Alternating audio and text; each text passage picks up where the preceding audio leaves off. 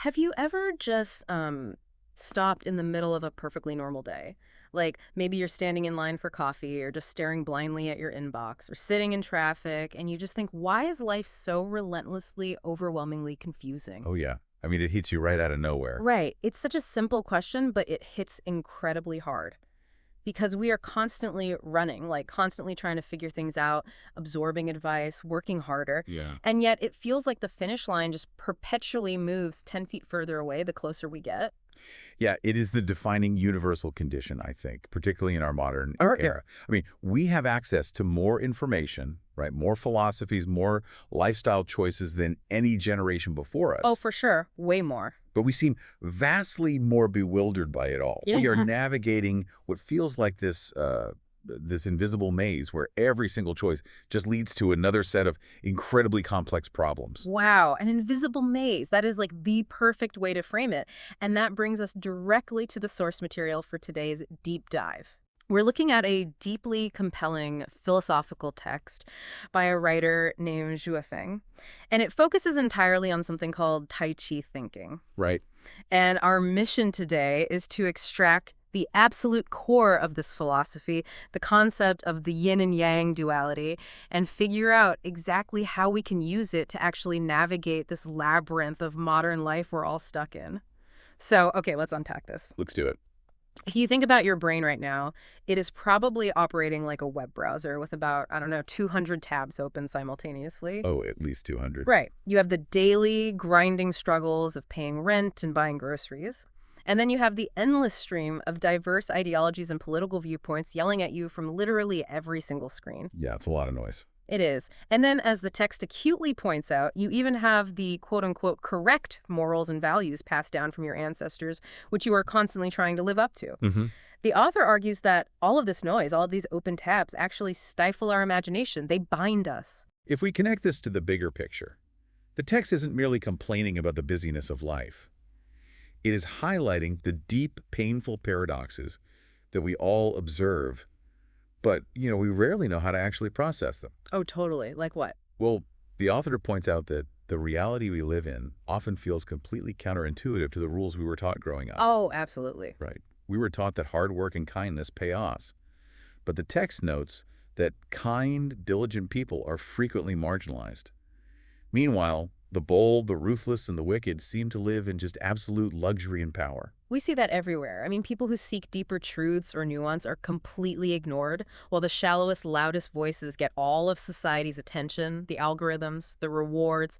It is maddening to observe. It really is. And the author goes even further, describing how we constantly trap ourselves in these endless, futile behavioral loops. Loops? Like what kind of loops? The text uses a really vivid phrase, escaping the wolf's den, only to enter the tiger's lair. Oh, wow. Yeah. Or casting off worldly robes just to drape yourself in a monk's cassock. The conditions change, but the feeling of being trapped remains. Like, when we are lonely, we desperately crave a crowd. And the very second we are thrust into a crowded room, we are begging for the peace of solitude. Exactly. The relationship example the text gives is almost too real, honestly. Single people are agonizing over finding someone to marry, feeling entirely incomplete. And meanwhile, half the married people are quietly contemplating divorce to get their freedom back. Right. We just go in circles. We do. And all of this, the perceived injustice, the running in circles, the absolute fatigue of keeping up, it leaves us feeling entirely powerless. Yeah. We feel like pawns on a chessboard moving according to someone else's unseen program. And this environment of confusion is precisely where small-minded individuals thrive. Wait, really? How so? The text points out that this pervasive societal exhaustion is a breeding ground for ambitious schemers to stir up trouble. Political figures create endless movements to blind people for their own goals. Oh, I see. And people obsessively split hairs over minor differences just to defend their own narrow interests. It results in a society that's just defined by fatigue and helplessness. Okay, so if life is this exhausting, endless loop, how on earth do we break out? Because just acknowledging the labyrinth doesn't actually hand us the exit map. No, it don't. We need a mechanism, which leads us directly into the author's proposed framework, which is the heart of what we are talking about today, Tai Chi Thinking. Right. To understand Tai Chi thinking, we have to look at how this philosophy views the construction of the universe itself. The text outlines a classical, ancient progression. Okay, late on it. It starts with Wuji, which you can visualize as a state of limitless, formless potential. Just pure potential. Exactly. Wuji generates Tai Chi, the supreme ultimate. Tai Chi then splits and generates the two fundamental forces, yin and yang. And then the math starts to compound rapidly, right? It cascades. Yin and yang generate the four symbols. The four symbols generate the 8 trigrams. The 8 trigrams generate the 64 hexagram. Wow. And finally, those 64 hexagrams give birth to the myriad things of the universe. Okay, let's pause on those terms for a second, because we don't want to get totally bogged down in ancient cosmology here. Sure, think of the trigrams and hexagrams not as mystical, untouchable symbols, but simply as an ancient categorization system. Like an early spreadsheet. Pretty much. They were early attempts to map out the endlessly multiplying, agonizing details of human existence. The myriad things represents everything you see, touch, and stress about every single day. Every email. Every traffic jam. Every piece of gossip, yeah. So here is the absolute aha moment from the text, and it is a radical approach that completely shifted how I look at problem solving. What is it? The author says that most of us spend our entire lives trying to understand and manage the myriad things. We are trying to control those 64 hexagram. We're in the weeds. Right. We are trying to make sense of a million different variables at once. But to find clarity, we have to do the exact opposite. We have to work in reverse. Working in reverse is a brilliant cognitive strategy because it fundamentally rejects the premise that you need to solve every individual problem to find peace. Think of it like debugging a massive glitchy software program. You're looking at a screen with millions of lines of complex code that's the myriad things. If you try to fix your life by reading every single line, it's overwhelming. You will never find the root problem. Instead of trying to read every line, Tai Chi Thinking says you skip all that. You just bypass it. We discard the myriad phenomena, you disregard the endlessly multiplying details, and you zoom straight back to the absolute base code, the binary, the zeros and the ones. And in this philosophical framework, those zeros and ones are yin and yang. The text instructs us to completely bypass the vast complexities of the universe and focus directly on this fundamental duality. So just boil it down to two things. Yes, if we can observe all matters through the lens of yin and yang, we establish immediate order in our thinking. We stop fighting the symptoms and start looking at the structure. Okay, we need to define our terms clearly here, because yin and yang can mean a lot of things depending on what book you are reading or what yoga class you're taking. Sure. How exactly is Guifeng defining them for us to use as practical tools in our daily lives? The text provides a very specific categorization. Yang represents the material world. Okay. It is everything physical, everything you can perceive with your eyes, ears, nose, tongue, and body. It is your bank account, your physical health, the clothes you wear, your car, and the physical space you occupy. So yang is the tangible, touchable stuff, and yin is the counterpart. Right. Yin is defined as the non-material world. The text refers to it as antimatter, but it more broadly and practically encompasses the realm of intent, consciousness, inspiration, and spirit. Like the inner world. Exactly. It is the unseen architecture behind the physical world. The core of Tai Chi thinking is realizing that absolutely every single phenomenon you encounter falls into either the yin category or the yang category. True or false, good or evil, beauty or ugliness, love or hate. Which means instead of dealing with 10,000 unique problems, I only ever have two types of problems. Just two. It is either a yang problem, rooted in the material world, or a yin problem, rooted in consciousness and spirit. That alone is a massive cognitive relief. You are decluttering the mind by recognizing the fundamental binary. It is the ultimate simplification tool. By categorizing everything into this symmetry, the text argues we can turn chaos into tranquility.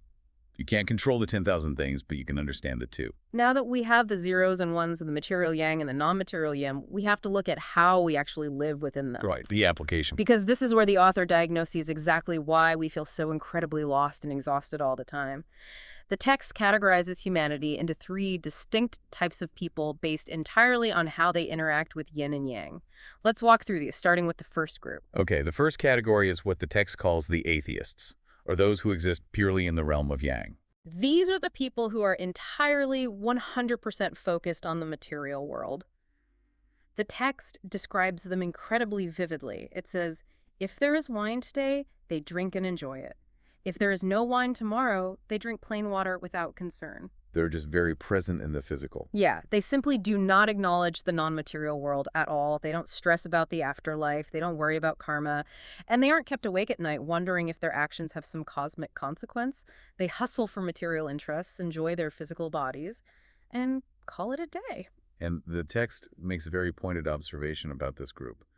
These people are often quite happy. Wait, really? Happy? Yeah, they don't suffer the spiritual torment or the agonizing overthinking that seekers of truth constantly put themselves through. They aren't burdened by the heavy existential questions of why we are here. They might be happy, but the text clearly implies they are blindly simple. I mean, they are ignoring half of the universe, the entire yin aspect of human consciousness. Yeah. Which brings us to the polar opposites, the second category. The fully detached.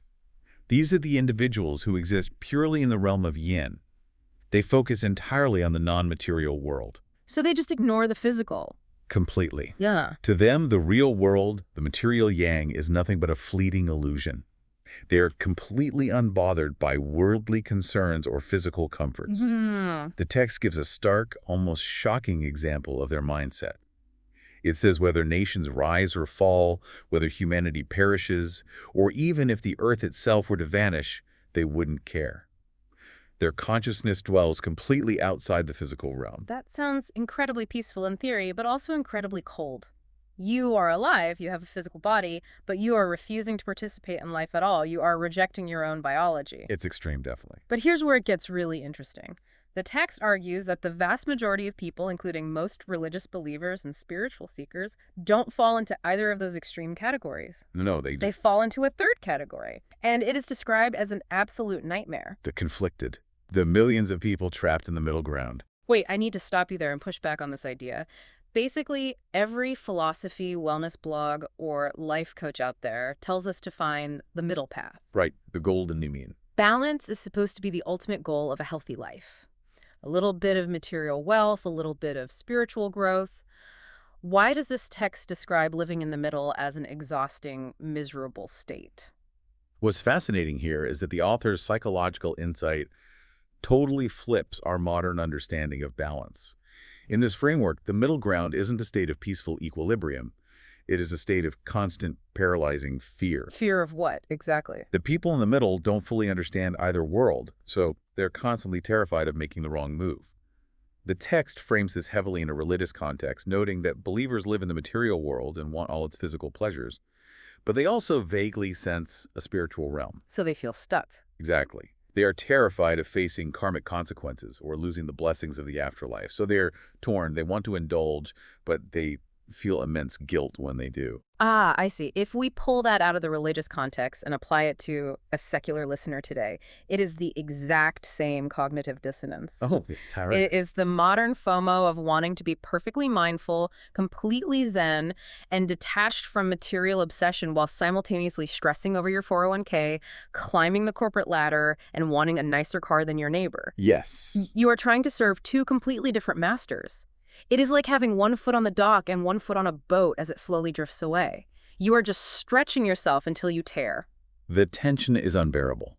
If they try to go all in on pursuing material wealth, they feel guilty and anxious that they are abandoning their mental health or spiritual future. Right. But if they try to be completely detached and devote themselves to the non-material world, they are constantly looking over their shoulder, worrying that they're missing out on the fun, the success, and the pleasures of this physical life. The fear of missing out on a cosmic scale. The text explicitly states that this ignorance of how the two worlds actually connect leads to severe inner conflict. They end up achieving neither. They don't get the pure, guilt-free enjoyment of the materialist, and they don't get the profound, unshakable peace of the fully detached. So they just lose out on both sides. Yes, they lose both worldly possessions and spiritual fulfillment. It is a life of constant hesitation. That hits uncomfortably close to home. Right. Trying to perfectly balance the two just leaves you failing at both. So, to recap the options so far, pure materialism is a kind of blind ignorance. Right. Pure detachment totally contradicts human nature and ignores the reality of our physical bodies. And the middle ground is a miserable state of constant cognitive anxiety. What are we supposed to do if all three of those options are flawed? This is where Sui Feng introduces the ultimate synthesis, the proposed solution to escaping the labyrinth. It is not about finding a lukewarm compromise in the middle. Thank goodness. It is a radical, deliberate separation of function. The text gives us this guiding principle. The mind fully resides in the non-material world, while the body fully enjoys the material world. Wait, let me repeat that because that is the crux of this entire deep dive. The mind fully resides in the non-material world while the body fully enjoys the material world. Exactly. I mean, I love the sound of that philosophical ideal, but I need to know how that actually works in practice. How do you split yourself like that on a random Tuesday morning when everything is going wrong? It requires a conscious, active practice of elevating your perspective. The text talks about anchoring your inner self, your yin, so firmly in the non-material realm that it becomes untouchable by daily events. Give me a concrete example. Okay, imagine you receive an incredibly stressful email at work. The natural reaction for the conflicted person is to let that material event completely infect their non-material mind. Right, their day is ruined. Exactly. Their sense of self-worth plummets, their inner peace is shattered, and they spiral into anxiety. The Tai Chi Thinking approach asks you to process that email entirely as a yang event. Just a physical thing. Yes. Your physical eyes read the screen, your physical fingers type the response, and you deal with the logistical reality of the problem. But your core consciousness, your yin, watches from above, completely detached. Like you're an observer. You do not tie your inner peace to the outcome of the email. Your mind remains safe in what the author calls the heavenly kingdom. It reminds me of playing a highly immersive, incredibly difficult video game. When you are playing a great game, your avatar, which represents your body, your yang, is running around the digital world. Oh, that's a great way to think about it. Right. It is collecting gold, fighting bosses, maybe taking some heavy hits, and experiencing the thrill of the landscape. Your avatar is fully engaged in the material reality of the game. It is not passive. So how does the mind function in this analogy? Well, your yin knows it is just a game. You, the player, are sitting safely on your couch. You are completely outside the digital world. I love that. If your character loses all their gold or gets knocked out by a boss, you might go, ah, darn, and you try again. But you don't suffer a real existential crisis. You don't spiral into depression because your mind is anchored in a higher, safer reality. You are just experiencing the game. You're playing. That is a brilliant encapsulation of what the author means by letting the body play games with life. When your mind is safely seated in the non-material realm, you can engage with the material world without debilitating fear. You can just live. You can be ambitious, you can build relationships, you can enjoy the wine today. But if you build up wealth and it is suddenly wiped out by a natural disaster, a scenario, the text explicitly mentions your physical body might have to start over, but your mind remains completely untouched. Because it wasn't attached to the gold anyway. Exactly. You don't lose your inner peace because your foundation was never built on the material outcome. You are not destroyed by the loss of the myriad things because you intimately understand that the myriad things are not the ultimate reality. You are interacting with the yin and yang independently, utilizing both to their fullest potential without letting them contaminate each other. You transform your existence so that your life continuously ascends spiritually, while your body simultaneously experiences the tangible, vibrant joys of being alive. It is an active, dynamic state of being. So what does this all mean? We started today staring at the overwhelming labyrinth of our daily reality. We are bombarded by endless tabs of information, contradictory rules, and exhausting societal loops that make us feel entirely powerless. But we learned that trying to solve all those individual problems, the myriad things, is a trap. We have to work in reverse, using the core of Tai Chi, thinking to discard the noise and zoom in on the fundamental duality yin, the non-material mind, and yang, the material body. We recognize the immense danger of the middle ground, too. Yes, where trying to straddle both worlds out of fear just leaves us paralyzed. And ultimately, we found a new mechanism, splitting our approach, anchoring the mind securely in the non-material while letting the body gracefully and playfully engage with the material. This raises an important question for you, the listener, as you go back to your day. The next time you feel that wave of overwhelm hit to maybe it's a financial stressor, maybe it's a piece of political news that makes your blood boil, or maybe it's just the exhaustion of your daily routine. You now have a mental filter to instantly process that stress. Just a simple filter. You can stop, take a breath, and ask yourself, wait, is this a material problem or a non-material problem? By identifying an issue as purely yang, you immediately strip away its power to corrupt your yin. You stop fighting the myriad things and start managing the binary. It is a highly practical way to turn chaos into tranquility. We want to thank you for joining us on this deep dive into Tai Chi thinking. But before we go, we want to leave you with one final thought to mull over on your own. We talked about how the secret to navigating the maze is keeping your mind fully safe on the couch in the non-material realm while your body plays the video game of the material world. But here is the real challenge. What is it? How do you stop the two from bleeding together when the game gets intense? The next time you experience profound physical joy or deep physical pain in your daily life, take a second to pause. Ask yourself, is your mind still safely observing from above, enjoying the experience without attachment? Or have you let the game trick you? Hmm. Has your mind been dragged off the couch, back down into the labyrinth? Keep your mind elevated, let your body enjoy the ride, and we'll see you next time.